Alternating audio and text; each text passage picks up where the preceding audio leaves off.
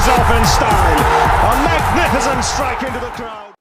வணக்கம் நண்பர்களே, welcome to channel cocktail furious. Welcome to India vs England fourth test match at Ranchi. Day 1 session 1 நடந்து முடிஞ்சிருச்சு. And India super பொசிஷன்ல இருக்காங்க. அண்ட் இங்கிலாந்து டாஸ் வின் பண்ணி batting எடுத்தாங்க. முக்கியமான டாஸ் வின் பண்ணது. ஏன்னா பிச் வந்து பாத்தீங்கன்னா ஆப்வியஸ்லி அந்த ஒரு அன்ஈவன் பவுன்ஸ் இருக்கு. பட் அன்பிளேபிளான்னு கேட்டீங்கன்னா அந்த மாதிரி இல்லை. ஸோ டே 1 பொறுத்த வரைக்கும் பாத்தீங்கன்னா ஓரளவுக்கு நீங்க மேனேஜ் பண்ணலாம். பட் பவுலர்ஸை எப்பவுமே இந்த பிச் இன்ட்ரெஸ்டா வச்சுக்கிட்டே தான் இருக்கும்ன்றது மட்டும் பாத்தீங்கன்னா உண்மையான ஒரு விஷயம். அண்ட் நல்ல டாஸை வின் பண்ணி ஃபர்ஸ்ட் செஷன்ல இங்கிலாந்து வந்து பாத்தீங்கன்னா என்னதான் 112 ரன்ஸ் அடிச்சாலும் பட் 5 விக்கெட்ஸ் விட்டுருக்காங்க. ஸோ ஆப்வியஸ்லி இந்த செஷன் வந்து பாத்தீங்கன்னா நம்ம இந்தியாவுக்கு தான் கொடுக்கணும். முக்கியமா த டெபியூட்டன் ஆகாஷ் தீப் பத்தி நம்ம பேசலாம். பட் அதுக்கு முன்னாடி ஒரு விஷயம் நான் சொல்லியானோம். அதாவது இந்த மேட்ச்ல அம்பையர்ஸ் வந்து பாத்தீங்கன்னா குமார் தர்மசேனா அண்ட் ராட் டக்கர் ரெண்டு பேருமே வந்து பாத்தீங்கன்னா ஆக்சுவலா நல்லா பண்ணாங்க ஆக்சுவலா அம்பையரிங். பட் சம்டைம்ஸ் வந்து பாத்தீங்கன்னா பிளம் விக்கெட்டும் அவங்க அவுட் கொடுக்கல, ஸ்டெம்ஸ்ல அடிக்கிறது அவுட் கொடுக்கல. அண்ட் எனக்கு என்ன தெரிஞ்சதுன்னா லைக் போன மேட்ச்ல அந்த அம்பையர்ஸ் கால்ன்ற மாதிரி பயங்கரமான விஷயம் வந்து பாத்தீங்கன்னா அந்த இங்கிலாந்து பிளேயர்ஸ் வந்து பரப்பி விட்டாங்களே. ஸோ அதனால வந்து பாத்தீங்கன்னா அம்பையர்ஸ் வந்து லைக் அன்லஸ் பிளம் விக்கெட்டா இருந்தால் தான் அவுட் கொடுப்பேன், இல்லைன்னா நான் மார்ஜின் கால்ஸ் அவுட் கொடுக்க மாட்டேன்ற மாதிரி டிசைட் பண்ணிட்டு வந்த மாதிரி தெரிஞ்சது எனக்கு சீரியஸாவே. அதனாலதான் ரெலக்டண்டா இருந்தாங்க அவுட் கொடுக்கறதுக்கு.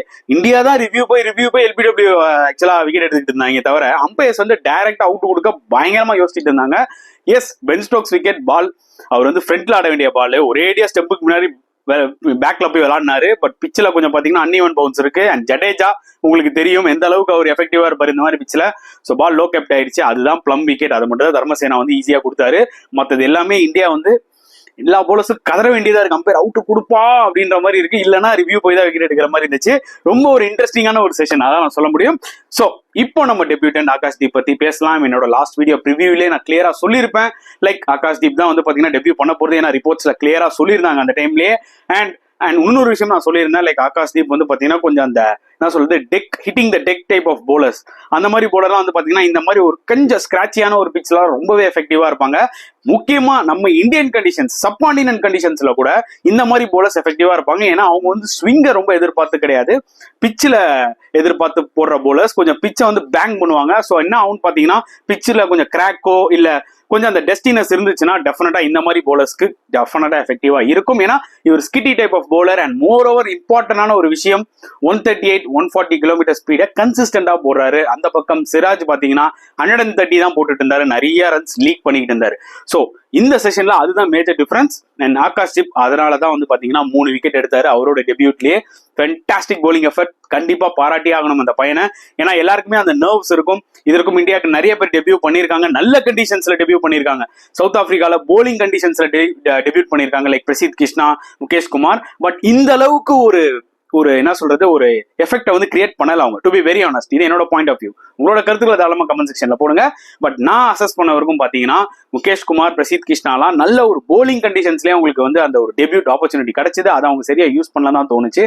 But Akash Deep seems to be செம டேலண்டட். இது மெயினா நம்ம ஊர் மாதிரி கண்டிஷன்ஸ்க்கு டெஃபினட்டா யூஸ் ஆவாரு. நல்ல பேஸ், அதுதான் வந்து பாத்தீங்கன்னா அவரோட பிளஸ்.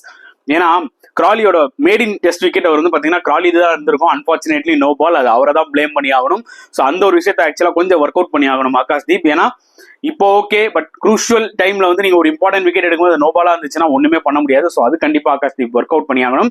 ஏன்னா கிட்டத்தட்ட ஒரு 2-3 நோ பால்ஸ் போட்டுட்டாரு, அதை வச்சு சொல்றேன். பட் ஸ்டில் வந்து பாத்தீங்கன்னா ஒரு டிசப்பாயிண்ட் ஆகாம கம்பேக் ஆகி அந்த டக்கெட் விக்கெட் எடுத்ததும், அட் த சேம் டைம் வந்து பாத்தீங்கன்னா லாஸ்டா வந்து கிராலி விக்கெட் எடுத்ததும். எஸ், ஓலி போப் வந்து பாத்தீங்கன்னா லைக் இந்த டெஸ்ட் சீரீஸ்லேயே வந்து முன்னாடி போய் எல்பிடபிள்யூ வாங்கிட்டு இருக்காரு அக்ராஸ்ல விளையாடி. ஸோ அதை கரெக்டா இந்தியா ஜட்ஜ் பண்ணி தான் வந்து பாத்தீங்கன்னா டார்கெட் பண்ணியிருக்காங்க.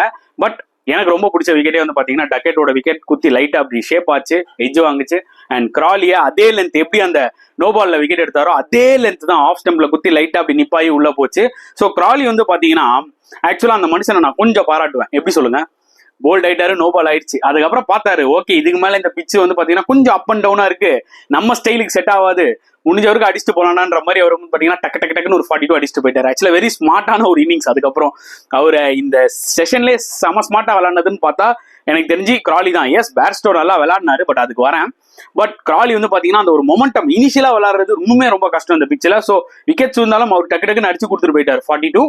அண்ட் எஸ் 3 விக்கெட்ஸ் ஃபர்ஸ்ட் 3 விக்கெட்ஸ்மே Akashdeep India were under superb position. அப்புறம் ஜோ ரூட் வந்தாரு. இப்பதான் ஒரு டிபிக்கல் ஜோ ரூட்டை நம்ம இந்த சீரீஸ்லேயே பாக்குற மாதிரி இருக்கு. இவ்வளோ இந்த லாஸ்டா நடந்த அந்த 3 டெஸ்ட் மேட்ச்ல வந்து பாத்தீங்கன்னா ஹரிபரின்னு இருந்தாரு. அவரை பார்த்தாலே அவுட் ஆயிடுவாரான்ற மாதிரி இருந்தது. இந்த டெஸ்ட் மேட்ச்ல தான் அந்த ஒரு பழைய ஜோ ரூட்டை பாக்குற மாதிரி இருக்காது. கொஞ்சம் டைம் எடுத்துக்கிறாரு, அந்த சாஃப்ட் ஹேண்ட்ஸ்ல விளாடுறாரு. இதுதான் நம்ம பார்த்த அந்த ஒரு ஜோ ரூட். பட் இப்படிதான் அவர் விளையாடணும், பேஸ்பால் விளையாடக்கூடாது அப்படின்னு நான் சொல்ல வரல. பட் இதுதான் வந்து பாத்தீங்கன்னா ஜோ ரூட்டுக்கு இன்னுமே ரொம்ப எஃபெக்டிவா இருக்கும், especially in Indian conditions. That is what is my point. So Stokes அதுக்கப்புறம் வந்தாரு. பேர்ஸ்டோ வந்தாரு. பேர்ஸ்டோவும் ரூட்டும் ஒரு super partnership. Sudden all of nowhere Bairstow வந்து பாத்தீங்கன்னா இன்னைக்கு வந்து ரொம்பவே சூப்பரா விளையாடிட்டு இருந்தாரு. ஒரு ரன் பால் கேம் பார்த்தாரு. ஓகே, இந்த பிச்சு வந்து கொஞ்சம் போக போக செட்டில் ஆகுது, முடிஞ்ச வரைக்கும் நம்ம ரன்ஸ் அடிக்கலாம்னு சொல்லி அவரும் அட்டாக் பண்ணாரு, ஸ்பின்னர்ஸ் அட்டாக் பண்ணாரு. சிராஜ் ஒன்ஸ் அகைன் செகண்ட் ஸ்பெல்ல வந்து சொதப்பினாரு. டப்புன்னு அடிச்சு ஒரு மொமெண்டமே கிரியேட் பண்ணாங்க. டக்குன்னு பாத்தீங்கன்னா இந்தியன் ஃபீல்டர்ஸ் எல்லாருமே ஒரு மாதிரி டவுன் ஆயிட்டாங்க. என்னடா இந்த கவுண்டர் அட்டாக்கை பார்த்து அப்பதான் நம்ம அஸ்வின் வந்து பாத்தீங்கன்னா பேர்ஸ்டோ எல்பிடபிள்யூ எடுத்தாரு.